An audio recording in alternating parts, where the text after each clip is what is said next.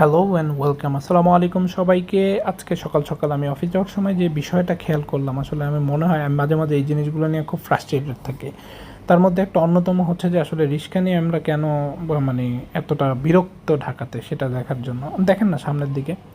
এটা কিন্তু কি বলবো, শাপলা চত্বরের মোড়টা, শাপলা চত্বরের মেইন জায়গাটায়, মেইন পয়েন্টের ভেতরে রিক্সাটা কীভাবে একজন লোককে দাঁড় করিয়ে নামালো। চিন্তা করেন তো, একটা রিক্সা কীভাবে একটা মানুষকে দাঁড় করায় নামাইতে পারে এরকম মেইন রোডের ভেতরে।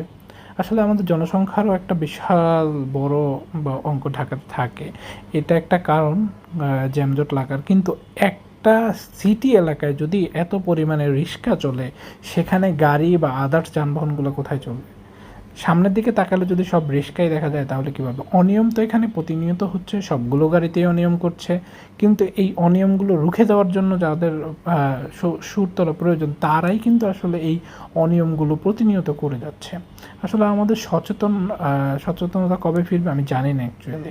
বাট এইভাবে যদি অটোরিক্সাগুলোকে বারবার পারমিশন দিয়ে দেওয়া হয় চলার জন্য, তাহলে আমাদের ভবিষ্যৎ খুবই খারাপ এবং খুবই খারাপের দিকে যাচ্ছে। ভবিষ্যতে হয়তো বা রোডে চলাটাই কঠিন হয়ে যাবে। আসলে কি বলবো, সবারই আসলে সচেতন হওয়া উচিত, শুধুমাত্র রিক্সা না। এই মানুষগুলো যে ব্যাপকভাবে নামে ওঠে, ও মাই গড। সোফার আমাদের আসলে সচেতনতার বিকল্প কিছু নেই, এবং আমাদের অ্যাকচুয়ালি মানুষ হইতে হবে আগে। মানুষকে যদি মানুষ না হই, তাইলে কোনোদিনই আসলে সমস্ত কিছু পরিবর্তন সম্ভব নয়।